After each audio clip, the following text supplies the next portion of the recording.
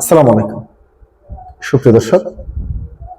পর্যায়ক্রমে দেশের যতগুলি বন্ধ কলকারখানা রয়েছে সবগুলি চালু করা হবে কিংবা খুলে দেওয়া হবে, এ ধরনের বক্তব্য দিয়েছেন বিএনপির চেয়ারম্যান ও মাননীয় প্রধানমন্ত্রী তারেক রহমান। প্রিয় দর্শক, তিনি এখানে বলতে চেয়েছেন যে যে সমস্ত কলকারখানাগুলি বন্ধ রয়েছে সেগুলি সবগুলো চালুর নির্দেশ দিয়েছি এবং তার পাশাপাশি সেগুলো পর্যায়ক্রমে একটি করে চালু হবে এবং চালু হওয়ার পর দেশের শ্রমিক যখন কলকারখানায় কাজ করতে পারবেন তাহলে দেশের অর্থনীতির চাকা সমৃদ্ধ হবে। এ ধরনের বক্তব্য দিয়েছেন। এখানে স্বৈরাচারের প্রসঙ্গ টেনে তিনি বলেছেন যে সাবেক স্বৈরাচার সরকার শ্রমিকদের অধিকার নিয়ে ছিনিমিনি খেলেছে, এ ধরনের বক্তব্য দিয়েছেন। প্রিয় দর্শক, সত্যি কি স্বৈরাচার সরকার শ্রমিকদের অধিকার নিয়ে ছিনিমিনি খেলেছেন নাকি সবকিছু তার বানোয়াট বক্তব্য? সেই বিষয়টি নিয়ে আজকে আমি আপনাদের সামনে তুলে ধরবো। প্রিয় দর্শক, 5ই আগস্টের পর থেকে সারা বাংলাদেশে বিভিন্ন মিল কারখানা থেকে শুরু করে বিভিন্ন ফ্যাক্টরি, যেমন গাজী ফ্যাক্টরি থেকে শুরু করে অনেকগুলি ফ্যাক্টরিতে আগুন দেওয়া হয়েছে। গাজী টায়ারের ফ্যাক্টরি, আপনারা জানেন দেশের যদি 1 নাম্বার টায়ার ফ্যাক্টরি থেকে থাকে তাহলে সেটি গাজী ফ্যাক্টরি। তার পাশাপাশি আরো তারা বিভিন্ন ধরনের ফাইভ থেকে শুরু করে বিভিন্ন পণ্য তৈরি করে থাকেন। সেই গাজী ফ্যাক্টরি থেকে শুরু করে সারা বাংলাদেশে আওয়ামী লীগ নেতাদের অনেক ফ্যাক্টরি, ব্যবসা প্রতিষ্ঠান থেকে শুরু করে অনেক কিছুই ধ্বংস করে ফেলা হয়েছে মব সৃষ্টি করে। প্রিয় দর্শক, এখনো পর্যন্ত সেই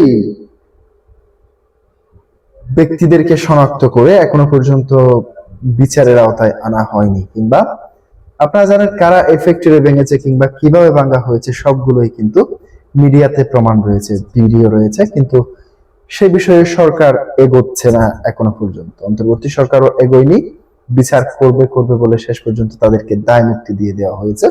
বর্তমান সরকারও একই পথে এগোচ্ছে। শুধু কি ফ্যাক্টরিগুলি চালু করলে কিংবা কর্মসংস্থানের ব্যবস্থা করলে হয়ে যাবে? যারা দোষী, যাদের কারণে প্রায় লক্ষের অধিক শ্রমিক বেকার হয়ে গিয়েছিল, তাদের পরিবার চালাতে হিমশিম খেয়েছিল, কিংবা যে ইসলামী ব্যাংক বলেন, ইসলামী ব্যাংকের যে 10,000 শ্রমিকের চাকরিচ্যুতির ঘটনা, সেটির বিরুদ্ধে এখনো কোনো ব্যবস্থা নেওয়া হয়েছে? কোনো ব্যবস্থাই নেওয়া হয়নি, শুধু আশ্বাস দিয়ে যাচ্ছেন।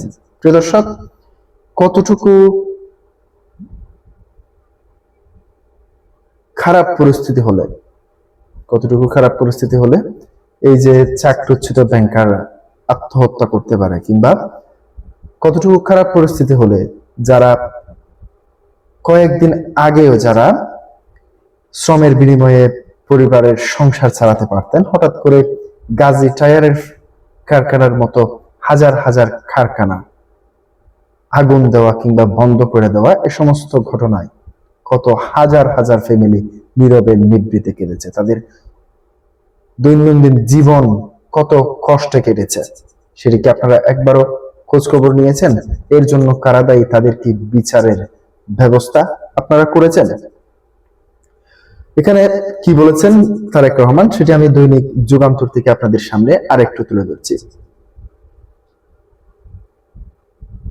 শুক্রবার 1 মে বিকেলে পল্টনের আন্তর্জাতিক শ্রমিক দিবস উপলক্ষে বিএনপির শ্রমিক সমাবেশে তিনি এই সমস্ত কথা বলেন, অর্থাৎ বন্ধ কলকারখানাগুলি সচল করার কথা বলেন।